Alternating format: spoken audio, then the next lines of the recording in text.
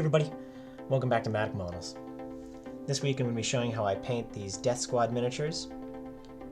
They were designed by Red Makers, and I'll put a link in the description below if you want to print your own. This isn't sponsored, I just thought these would be perfect for my trench build. There's a real benefit of 3D printing. I just want to use these miniatures for practicing painting and to put in a diorama and not necessarily for the tabletop, so I thought these would be perfect for that.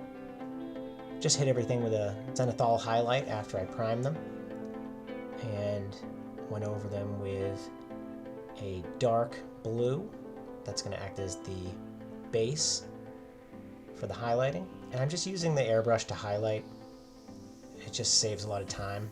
I had a lot of figures I had to paint this week, and like I said, I'm not an expert at this at all, so I just used the airbrush to get a good highlight base, and then I just went back through. I use a wet palette. That seems to be what all professional figure painters use. It really does help. It helps not only, if you're painting for a few hours at a time, your paints won't dry out, but it keeps the paint thinner, but not thin to a point where you don't have any pigment left. So it's really, I would say if you're interested in figure painting, definitely get yourself a wet palette. Here I'm basically doing the same thing. I just couldn't use the airbrush, obviously, because the figure is already in the base. But I just used the darkest color first, started working on the highlights, all the raised sections.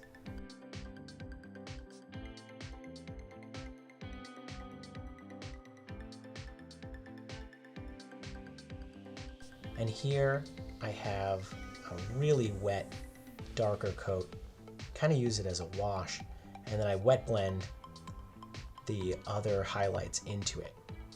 And it really worked really nicely for blending. You can see it's a really good shot here, how easily those paints kind of blend together, so it looks a little more realistic. And when it dries, you can see it really looks nice and blended. And here's just highlighting the very edges of those folds, just where the light would catch. And again, because we're using the wet palette, we can just blend that in with the next color.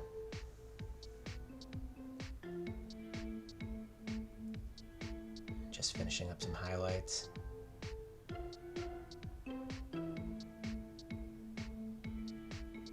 Now with the jackets complete, I wanted to finish up blocking out all the other base colors.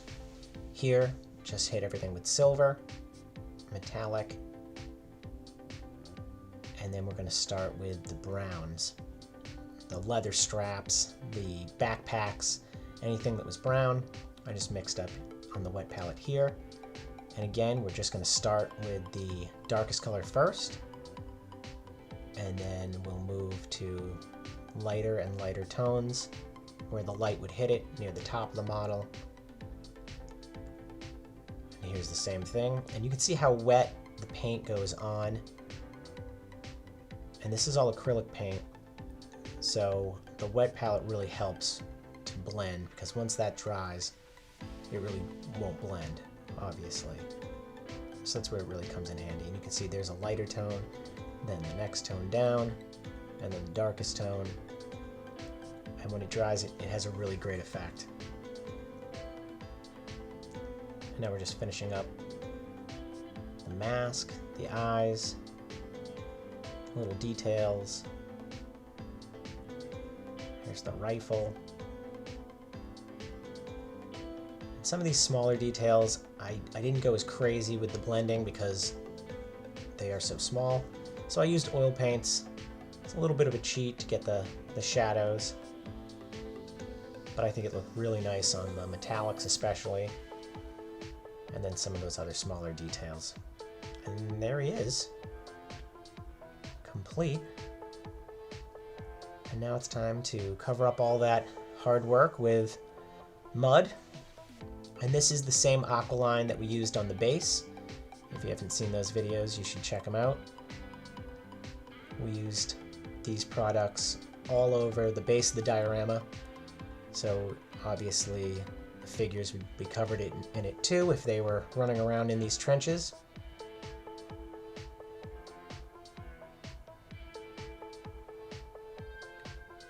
And now we have to build the sides of this diorama so you don't see all that styrofoam.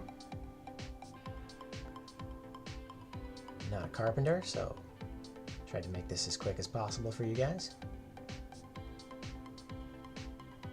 And I cut these out first. This is just balsa wood. I think in the future I would cut these out maybe when they were on the model, and maybe I would do this before I put the groundwork down and worry about cleaning it up after. There are a few gaps, and I just couldn't go back and fill them because the base work was already done. And then I wanted to design this plaque. I thought this would be a cool touch.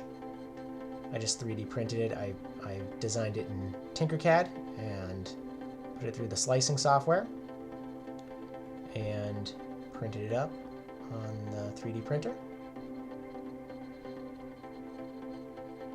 And came out really nice. I attempted to paint it with brushes, and that obviously didn't work, so I had to take that paint off, and here I am giving it another primed base coat. That came out much better. And I picked up this trick from Adam Savage from Mythbusters. It's a rub and buff. It's a wax-based metallic paint covering, but it looks really cool. And he gives a really nice metallic finish. I did have to seal it before I put these oil paints on, but I thought it gave this a really nice grimy, weathered look that kind of fit the trench and the rest of the diorama. And just going back through and picking out those details, so you see that it is maybe looks like a piece of metal. And the last thing to do is just place the figures in and take the beauty shots. Thank you guys so much for watching. Please like and subscribe.